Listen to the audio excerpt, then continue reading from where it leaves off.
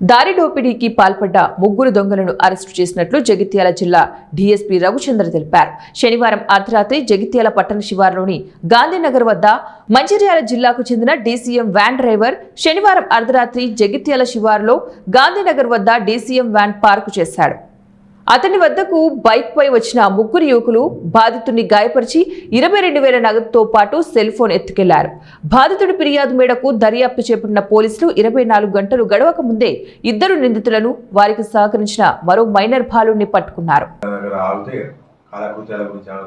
ఈ నిందితులు ఎవరైతే ముగ్గురు ఉన్నారో ఎర్రం సాయి, ఇతని పెరకపల్లి రోడ్ జగిత్యాలు, నక్క గణేష్, గాంధీనగర్ మరియు ఒక మైనర్ జేసీఎల్, వీళ్ళు ముగ్గురు కలిసి ఒక పల్సర్ మోటార్ సైకిల్ మీద వచ్చి ఎవరైతే ఈ డ్రైవర్ నవీన్ కర్రతోడు గాయపరిచి అతని మొబైల్ను 22,000 రూపాయల నగదు అతని దగ్గరికి వెళ్ళి దోచుకుంటారు. ఇది రాబరీ కింద మేము కేసు నమోదు చేసుకొని దర్యాప్తు చేపట్టాం.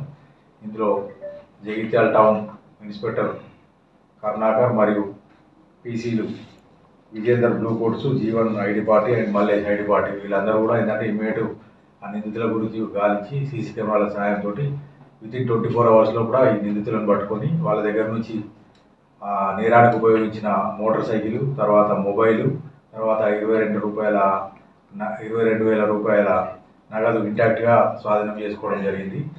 వీళ్ళ నిందితుల మీద అరెస్ట్ చేసి ఇప్పుడు కోర్టు ప్రొడ్యూస్ చేస్తున్నాం. వీళ్ళ మీద షీట్స్ కూడా ఓపెన్ చేయడం జరుగుతుంది.